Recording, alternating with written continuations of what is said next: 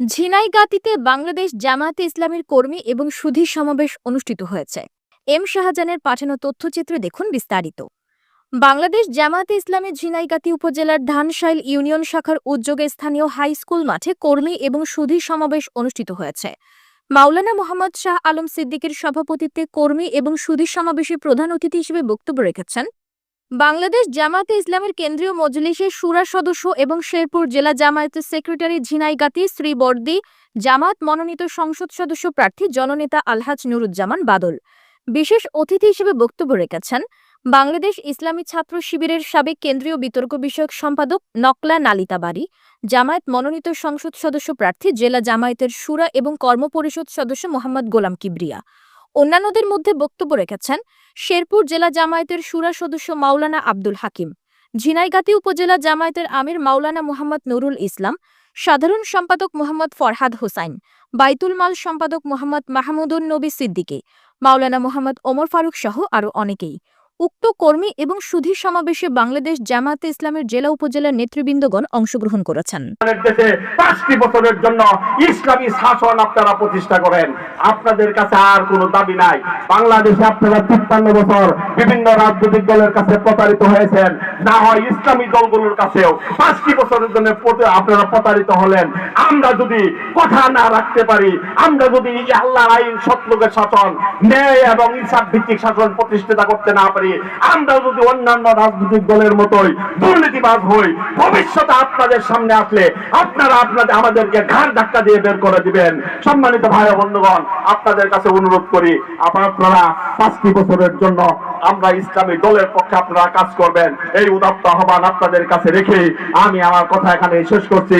আমার কথায় যদি কেউ কষ্ট পেয়ে থাকেন, আল্লাহর হস্তে ক্ষমা করে দিবেন, এই কথা বলে আমি বিদায় নিচ্ছি। আখিরু দাওয়ানা আলহামদুলিল্লাহি রাব্বিল আলামিন। বাংলাদেশ জিন্দাবাদ, বাংলাদেশ জামাত ইসলামী জিন্দাবাদ। আসসালামু আলাইকুম ওয়া রাহমাতুল্লাহ। এই কথা আপনাকে বুঝতে হবে, কারণ আমার রাসূল রাষ্ট্রপ্রধান ছিলেন, খুলাফায়ে রাশিদিনগণ রাষ্ট্রপ্রধান ছিলেন। এই পৃথিবীতে ৭৫০ বছর মুসলমান রাষ্ট্রপ্রধানরাই তারা রাষ্ট্র পরিচালনা করেছে। যদি সেটার সাথে ইসলামের সম্পর্ক থেকে থাকে, আপনি কোন মুসলমানের সন্তান হয়ে আপনি বলছেন ইসলামের সাথে রাজনীতির কোনো সম্পর্ক নেই, আমাদের দলের সাথে কোনো ইসলামের সম্পর্ক নেই? আমরা তো আপনাদেরকে ভালোবাসি, মহব্বত করি, আপনাদেরকে আমরা সংশোধন করে দিচ্ছি, ভুলগুলি ধরিয়ে দিচ্ছি, এটাকে বিরোধিতা মনে করবেন না। ভাই হিসেবে, একজন মুমিন হিসেবে আপনার পাশে যেভাবে দাঁড়ানোর প্রয়োজন আমরা সেভাবে দাঁড়াচ্ছি। আপনার রাজনীতির মধ্যে, আপনার পরিবারের মধ্যে, আপনার সমাজনীতির মধ্যে যদি ইসলাম না থাকে, তাহলে আপনি শুধু এই ঈদ আসলে আর জুমা আসলে মসজিদে গেলে আপনার মুসলমানিত্ব আদায় হবে না। তাই আমাদেরকে মনে রাখতে হবে, আমার রাসূল রাষ্ট্রপ্রধান ছিলেন, আমার রাসূলের যে নেতৃত্ব রাষ্ট্রে তিনি দিয়েছেন, খুলাফায়ে রাশিদিনগণ যেভাবে রাষ্ট্র পরিচালনা করেছেন, আমাদের খলিফা হযরত ওমর রাদিয়াল্লাহু আনহু রাতের বেলায় বাড়ি বাড়ি গিয়ে প্রত্যেকটি মানুষের খোঁজ খবর তিনি নিয়েছেন। ভাই, সেটা তো আমি মুসলমানের সন্তান হয়ে আমি তাকে আমার আদর্শ মনে করি, আপনিও মুসলমানের সন্তান হয়ে সেটাকে আদর্শ মনে করবেন, সেটাই তো আমরা প্রত্যাশা করি। আপনি এখন কাকে দেখে ভয় পান? আপনারা কাকে দেখে ভয় পেয়ে বলেন যে ইসলামের সাথে রাজনীতির কোনো সম্পর্ক নেই? এই দেশে তো ফ্যাসিস্ট সরকার তো আর নেই যে আপনি ইসলামের কথা বললে আপনাকে চুটি কেটে ধরবে, আপনাকে মসজিদে কথা বললে আপনাকে ধরে নিয়ে যাবে, বাজারে আপনি সব কথা বললে, সত্য কথা বললে আপনাকে ধরে নিয়ে যাবে। আপনি কাকে দেখে ভয় পান?